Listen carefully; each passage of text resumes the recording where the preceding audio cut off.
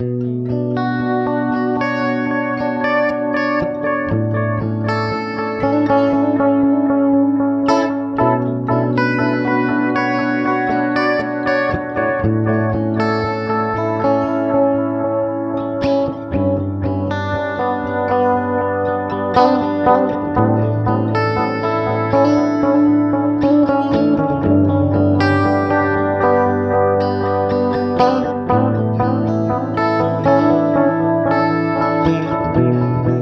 currently listening to the tones of the Sonicake Matribox II connected directly to my computer via USB-C. At the time of filming, the Sonicake Matribox II comes in at only $229, which makes it one of the most affordable units on the market.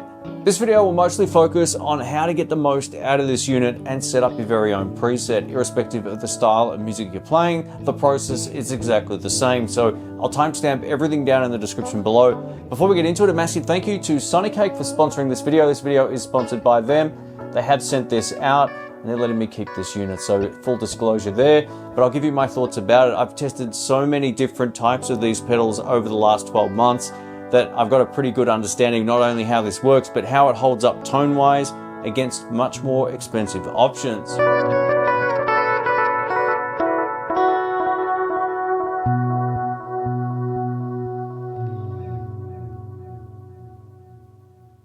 Let me give you a quick rundown of what you need to know when it comes to the specs of the Sonicake Matribox II. We get 200 plus built-in guitar, bass, and acoustic effects with 63 legendary amp models and 61 carefully selected IR cabinet simulations. IRs are impulse responses, so what this means is that they've gone ahead and captured the sound of a cabinet or speaker, for example, and they've digitally recreated that within the effects processor pedal. There's 100 built-in drum rhythms and a 90-second looper, along with 198 presets.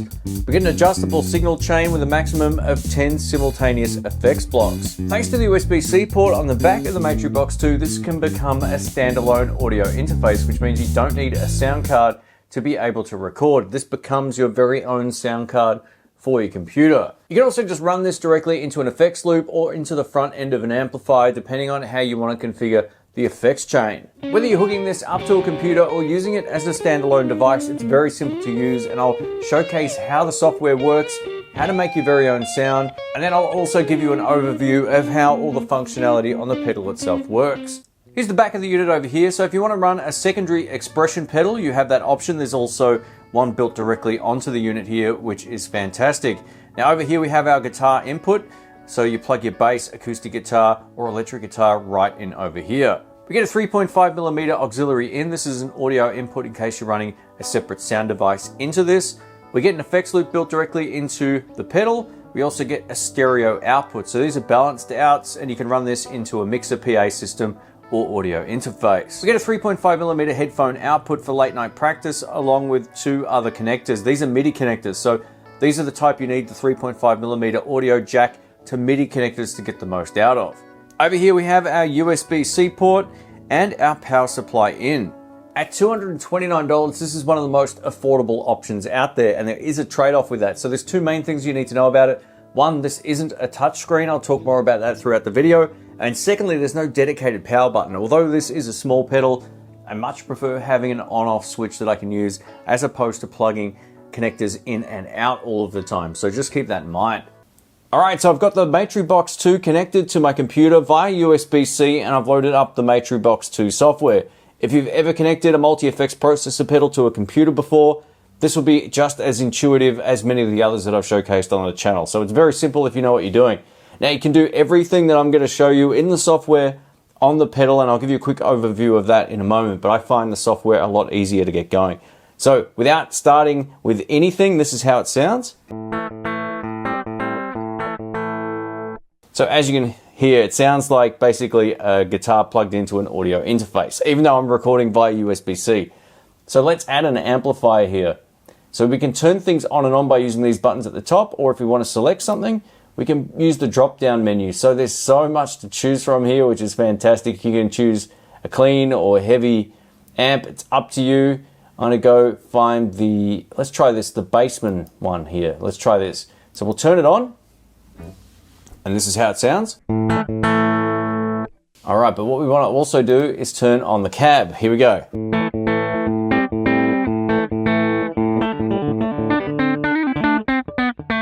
If I turn the cab off, it sounds like this. So it's still kind of usable, but it gets a bit fizzy on the top end, so you want to make sure that the cab is on.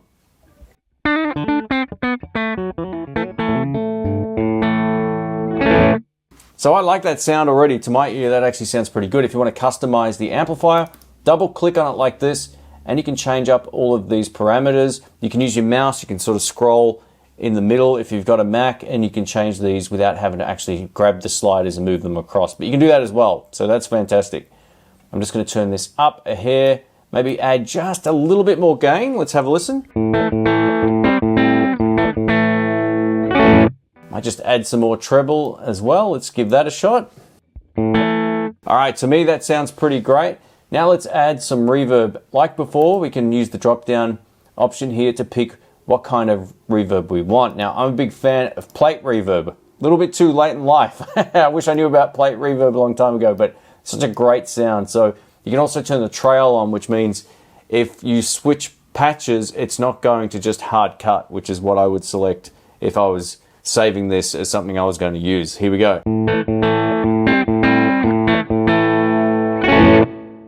So that's already pretty nice. I'm just going to add some more decay, bring up the mix, bring this high damp down. Here we go.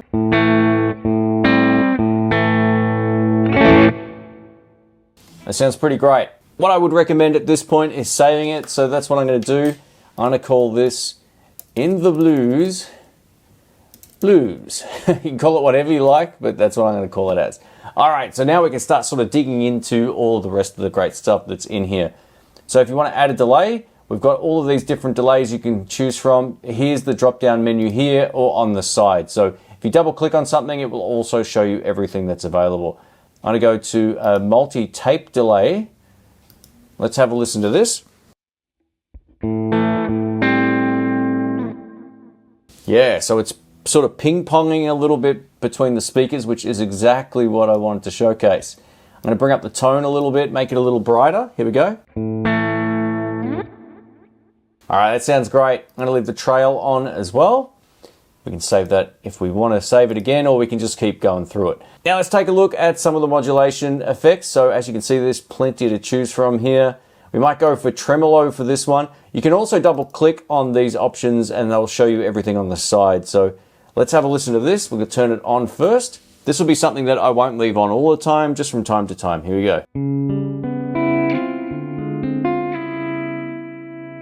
All right, we're going to turn the rate up and make it a little faster and also bring the mix up.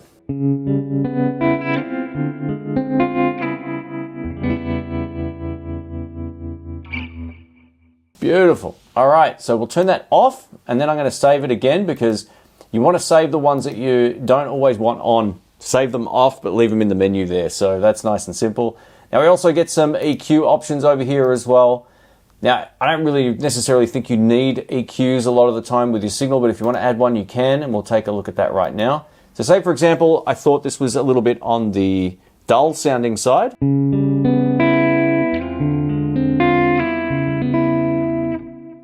4 kilohertz is what you want to bring up. So let's try this. You know what? I stand corrected. That actually sounds better. So we'll leave that on.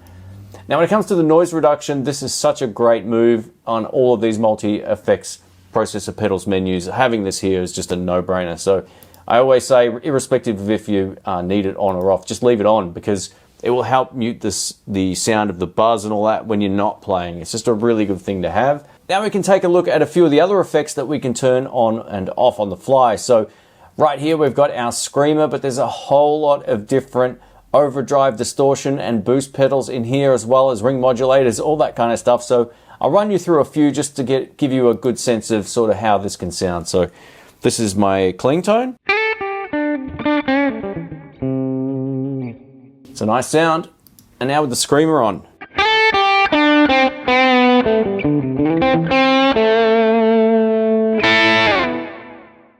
I mean, that already sounds great. So if we double tap or click on it, you can basically change the parameters here. I'll just bring the tone down, maybe the gain up a little bit.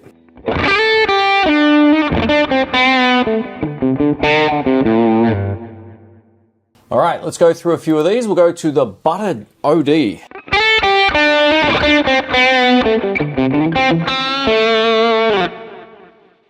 Warm overdrive.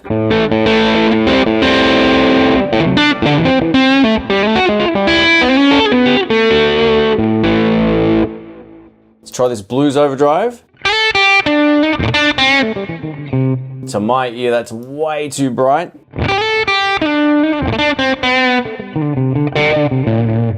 I'm just playing the same type of thing so you can get a good sense of how these vary. The full OD, which I'm tipping as an OCD.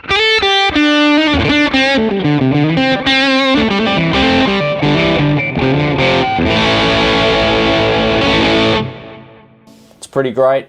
And let's go down to the Plexi Distortion.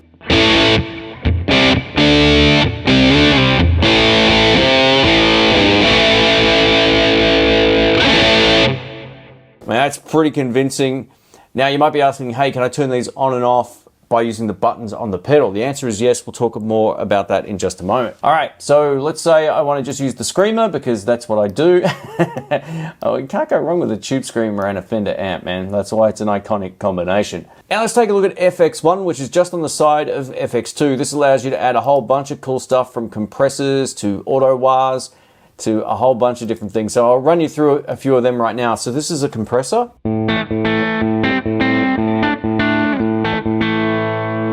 If you like to play clean, a compressor is awesome.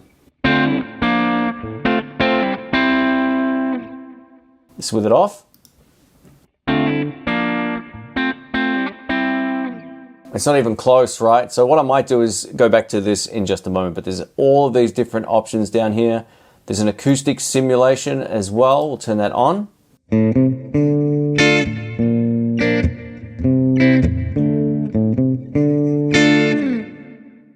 Yeah, it's okay. You know, I'm never a big fan of those, but it's there if you do need it. We've got an auto wah, which is always a bit of fun.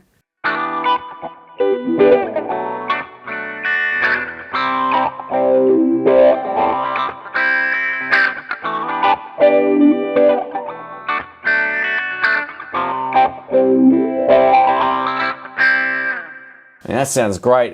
You can start playing disco straight away. We've got an Octaver as well. All right, the great news is you can also customize this. So I don't like a lot of the higher octaves in the sound. So bring that out. Bring this up, bring this down.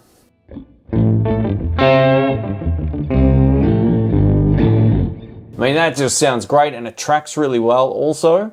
We've got ring modulators, which I haven't played in years, but these are really creepy.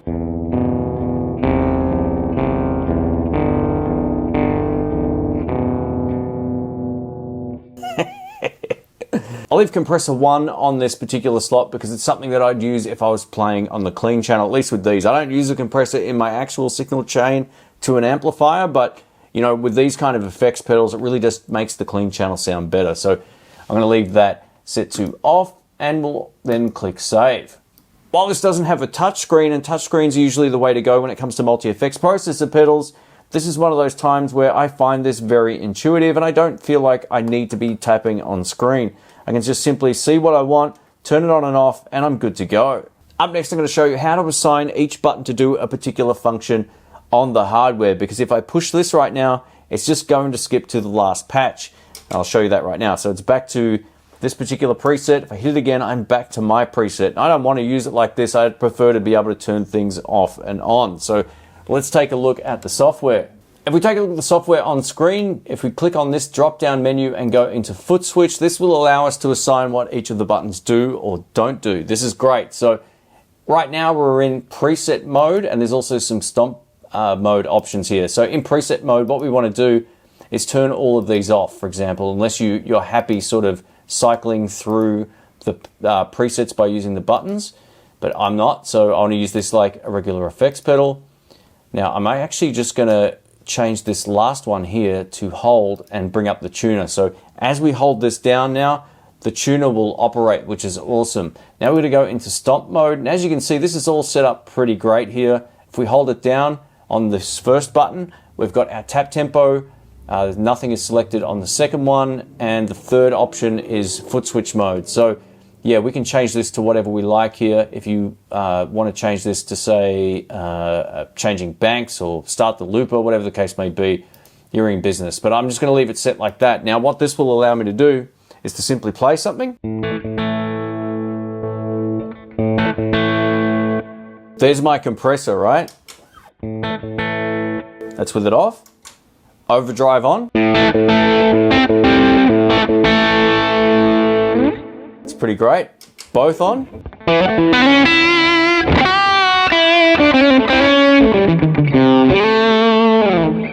Yeah. And this third one turns the modulation on and off.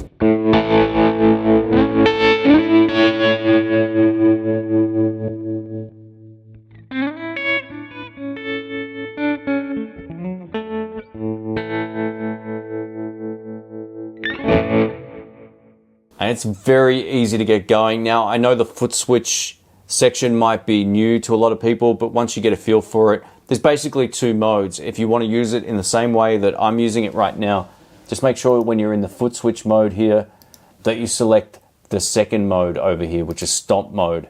Now, just make sure that these are all set to none, and this way it will work like the same way that you're seeing it right now, which is like a regular pedal setup. So I much prefer this. Let's take a look at the expression pedal, which is both a wah and volume pedal, but by default, it's set up as a volume pedal, and I'll show you that right now. So if I click on the volume option over here, toe down is 100% volume, heel down is 0% volume, and you can see it interact on screen in real time as I move this, which is cool. It gives you a good visual representation of what's going on. But let's say we want to use it as a wah pedal. I'm going to show you how to do that right now.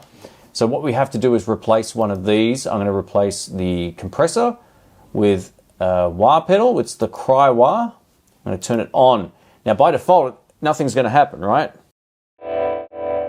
We're still in volume mode. So what we need to do is click in the center on this little wah icon and then change this module 1 to effects 1, which is the cry wah. Now have a listen.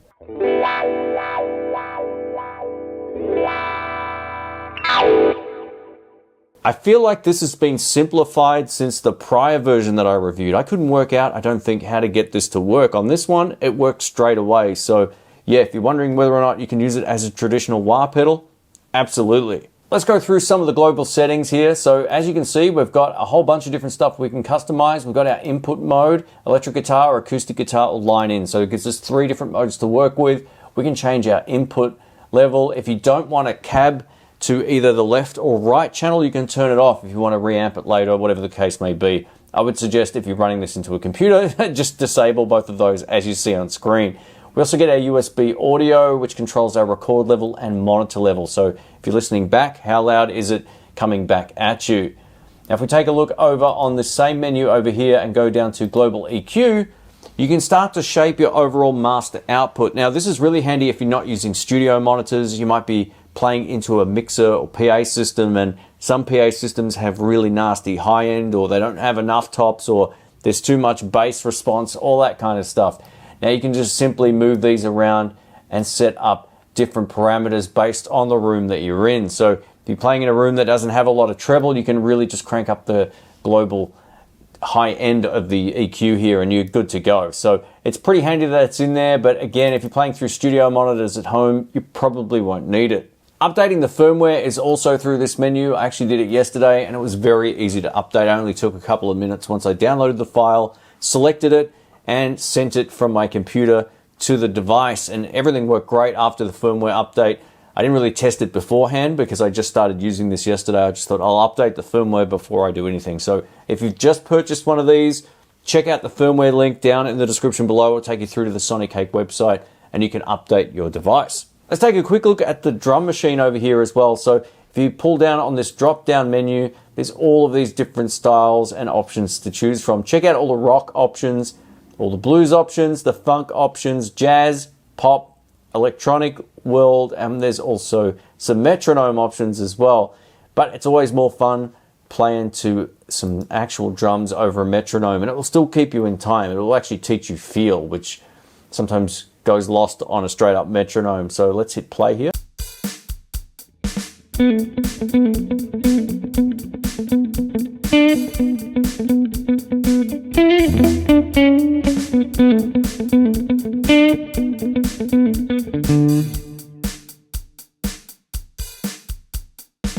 So my timing kind of sucked at the start there, but that's the whole purpose of it. It actually improves your chops, which is great. But the second pass around, I started to work it out.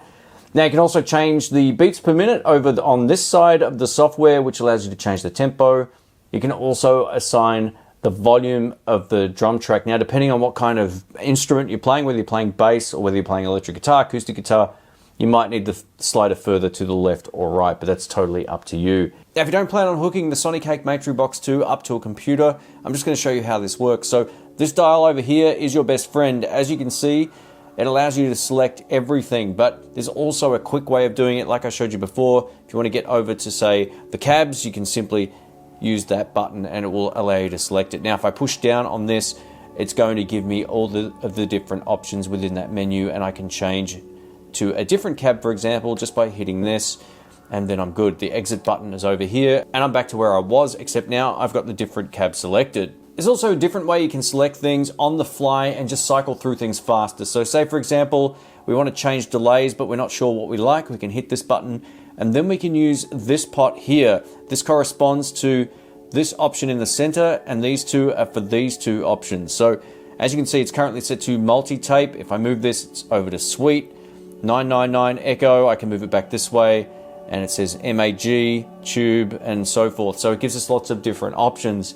Now, notice where the scale is. I'm more to the left than the right. If I move this over, it's going to get to the end of the list this way. So the bar is now full. We're at the end of that list. If we go back this way, we're at the start of the list. It's very intuitive. To get into the global options that I showed you before, simply hit the global button here, and it allows us to select things on the fly. Now, the great thing about this is it's still very easy. So if we go over to the display options, for example, we can then change the brightness just by turning this. We can make it as low as we like or as bright as we like. We can also change how long the display stays on. Always is always on, which is great.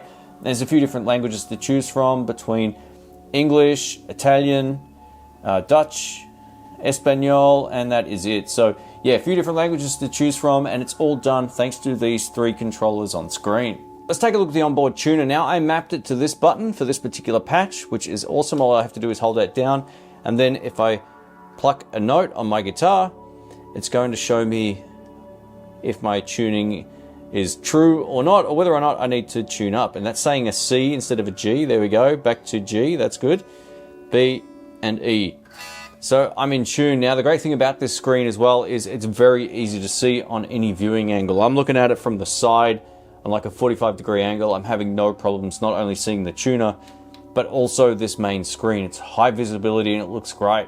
Let's wrap this video up. I'm going to give you my final thoughts on the Sonicake Matribox II. Now, comparing the build quality of this compared to the prior one, there's a big difference. This is built far better. The metal enclosure feels great, and everything from the expression pedal to all the buttons and dials all feel really premium.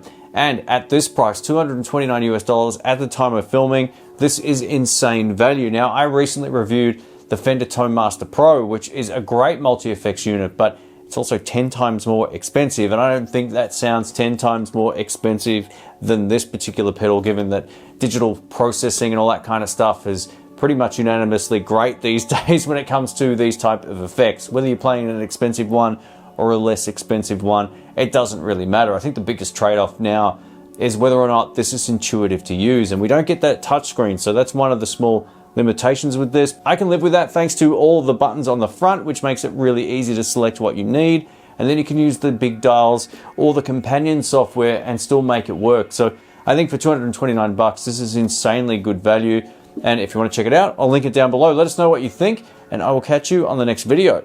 See ya.